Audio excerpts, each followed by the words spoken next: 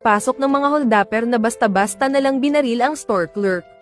Nakatago siya ngunit nang mapahiyaw siya sa nasaksihan ay binalingan siya ng mga ito at walang awang pinaputukan ng 2 beses. Ang hindi alam ng mga holdapper ay may 4 itong anak na lalaki na dating mga brutal na gangster sa lugar na iyon. Ang buong nayon ay nagdalamhati at nagbigay galang sa namatay na matandang babae dahil kilala ito bilang isang dakilang benefactor na tinulungan ang daan-daang batang ulila na makahanap ng bagong pamilya.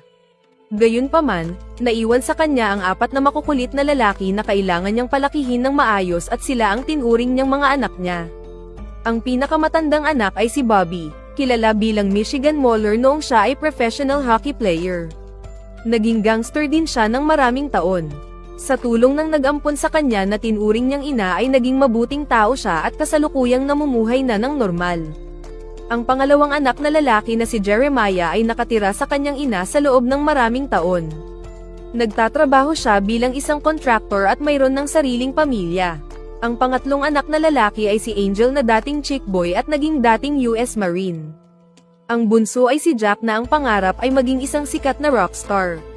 Ang 4 na magkakapatid ay hindi magkadugo ay muling pinagtagpo sa pagkamatay ng kanilang ina. Muli nilang binalikan ang kanilang tahanan at malungkot na pinagmasdan ang kani-kanilang silid na kinalakihan. Ang matatag at matapang na si Bobby ay hindi napigil ang umiyak sa loob ng banyo. Di nagtagal ay napagdesisyonan nilang 4 na magkaroon ng Thanksgiving dinner ng sama-sama tulad noong mga bata pa sila. Habang nasa hapagkainan ay naalala ni Jeremiah ang bilin ng ina na huwag ngumuya tulad ng pagnguya ng isang baka. Si Angel ay naalala ang pagtuturo ng ina na huwag ilalagay ang siko sa lamesa. Si Jack naman ay naalala ang sinabi ng ina na hindi maganda ang karanasan niya bago siya mapunta doon ngunit ligtas na siya sa bago niyang tahanan. Habang si Bobby naman ay nakatingin sa dating upuan ng ina habang kumakain. Kinabukasan ay naglaro sila ng hockey. Tulad ng dati ay ipinamalas nila ang kanilang gulang sa paglalaro nito. Matapos ang laro ay pinuntahan nila ang abogado ng ina at doon ay ibinigay ng abogado ang naiwan ng ina nila. Bukod sa adoption papers, maliit na halaga ng pera, at isang kwintas lang ng ina ang nilalaman ng kahon. Kinagabihan ay niyaya ni Bobby ang mga kapatid sa bar upang mag-good time. Makalipas ang ilang saglit ay bumati ng pakikiramay ang bartender na nagsabing mga pasaway na gangster ang dumali sa mabait na matanda. Napatanong tuloy si Bobby kung alin ang gang na posibleng sangkot. Nangako si Bobby na hahanapin niya ang may kagagawan ng krimen sa kanilang ina na sinang-ayunan naman ni Angel at Jack. Gayunpaman, tutol si Jeremiah sa ideya ng 3 at nagsabing ipaubaya na lang sa mga pulis ang investigasyon.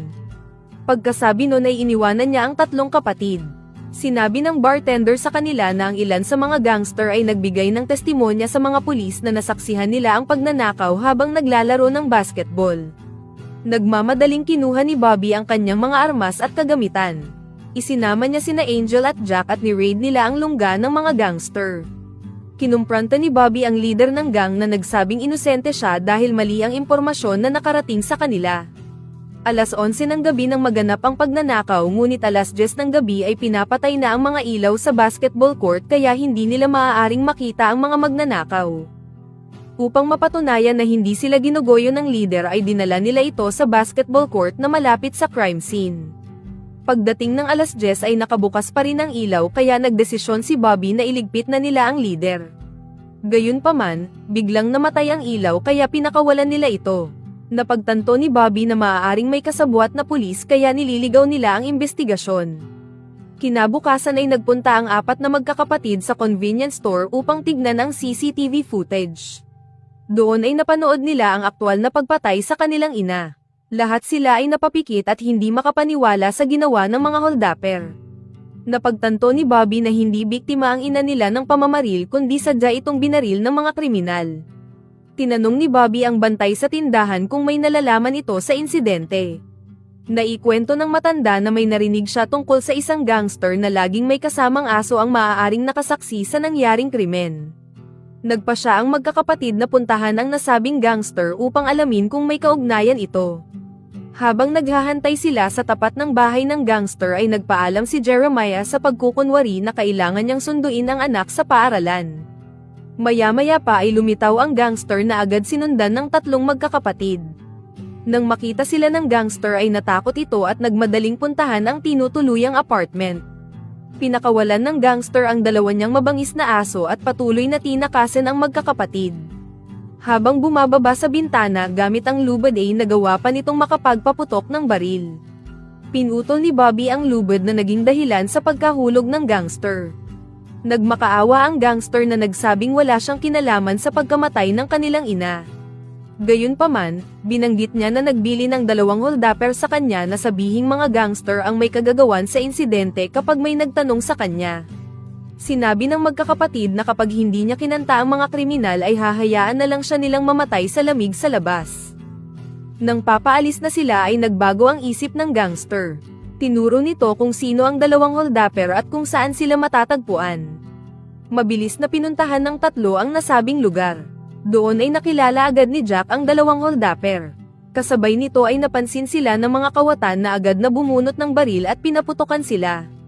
Pagkatapos ay mabilis na tumakas ang mga kawatan. Isang habulan ang naganap sa lansangan. Habang sinusundan nila ang kotse ay nagkaroon ng palitan ng putok sa pagitan ng 2 grupo.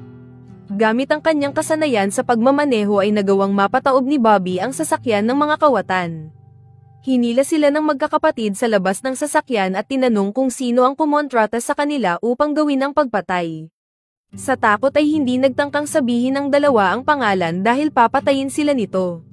Walang nagawa si Bobby kundi iligpit na lang ang 2 lalaki na pumatay sa kanilang ina. Kinabukasan ay may dumating na mga pulis sa kanilang tahanan. Hinala nila na si Bobby ang may kagagawan sa pagpatay sa 2 kawatan ngunit wala silang direktang ebidensya. Muli ay pinaalalahanan ni Lieutenant Green si Bobby na huwag silang makikialam sa kaso ng kanilang ina. Ipinakita naman ni Detective Fowler ang nakalap nilang buhok na posibleng kay Bobby na natagpuan sa crime scene. Nagkaroon ng palitan ng ideya sa pagitan ng magkapatid at ng mga otoridad na muntik nang nauwi sa away ng detective at ni Angel. Isang araw, may ahente ng isang insurance company ang dumating. Sinabi niya na si Jeremiah ay kumuha ng mataas na halaga ng insurance para sa kanyang ina. Ngayong namatay na ang kanyang ina, tatanggap siya ng $400,000 bilang bayad ng insurance. Isiniwalat din ng ahente na ang kumpanya ni Jeremiah ay nasa bingit ng pagka-bankrupt at kailangan nito ng malaking halaga. Dahil dito, agad na naghinala ang 3 magkakapatid. Sa tingin nila ay maaaring may kinalaman si Jeremiah sa pagkamatay ng kanilang ina. Nagsimula silang mag-imbestiga at magmanman ng palihim sa mga gawain ni Jeremiah. Nalaman nilang nagpapadala si Jeremiah ng pera sa mga gangster. Galit na galit ang 3 kaya inimbitahan nila siya na pumasyal sa dating tahanan nila. Pagdating ni Jeremiah sa bahay ay agad na ipinakita ni Angel ang katibayan bago siya inatake ni Bobby. Gumanti si Jeremiah at ipinaliwanag ang mga paratang sa kanya ng mga kapatid.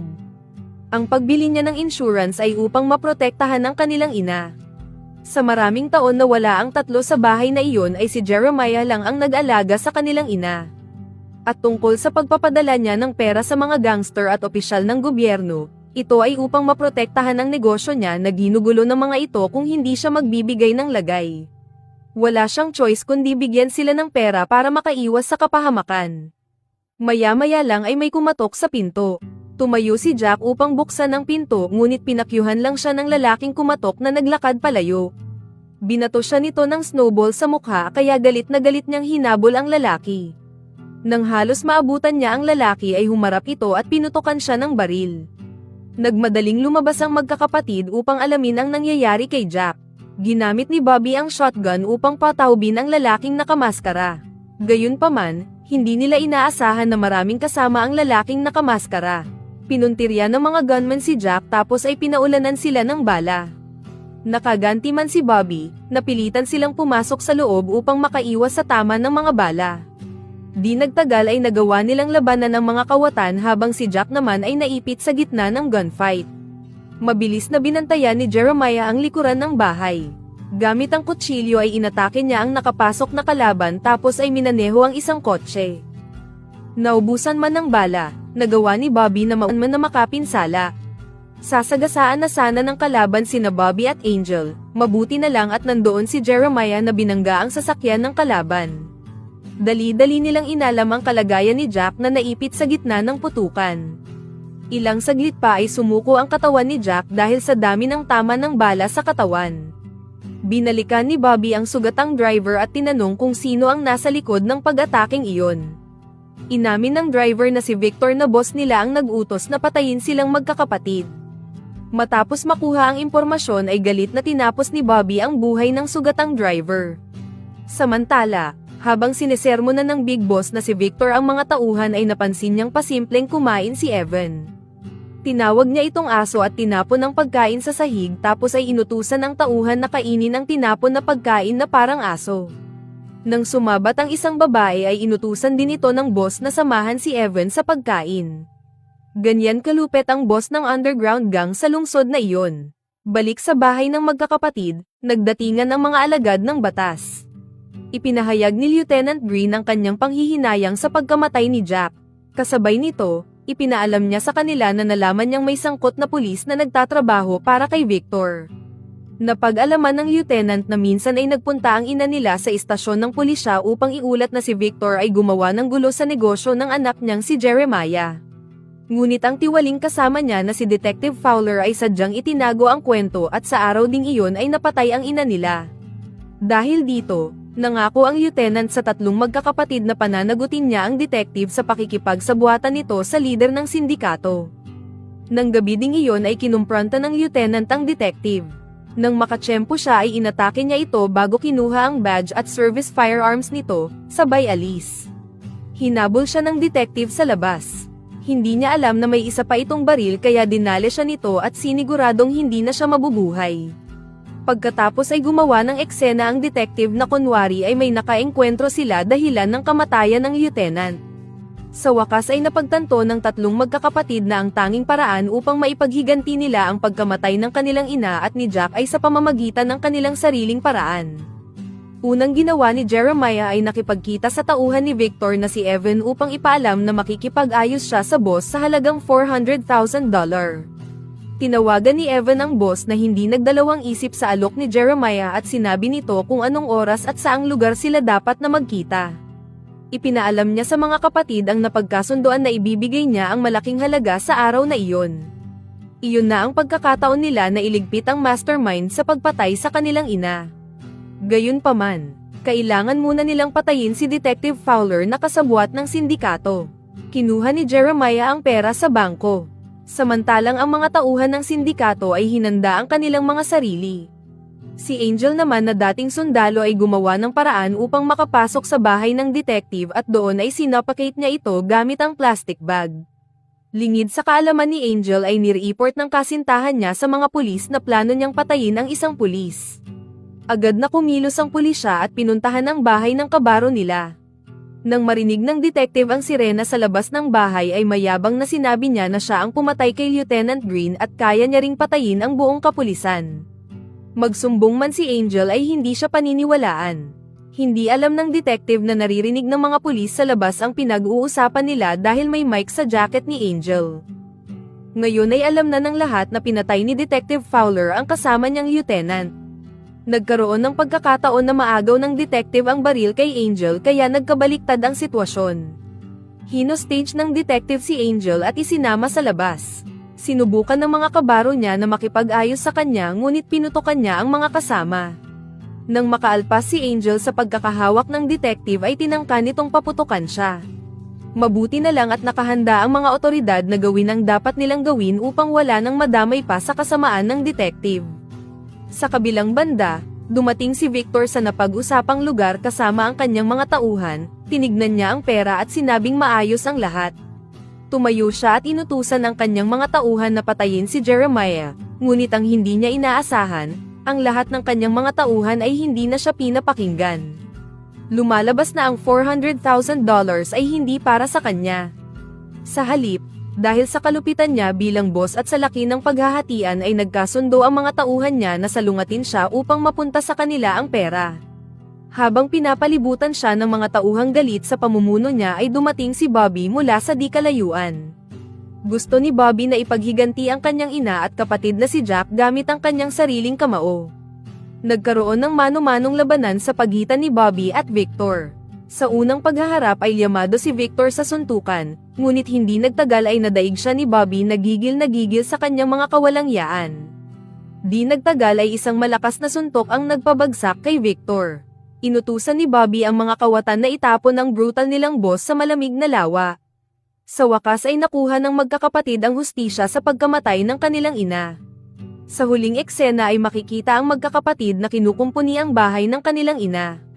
Tila hindi maalis sa isipan ni Bobby ang presensya ng ina na matyagang nag-alaga at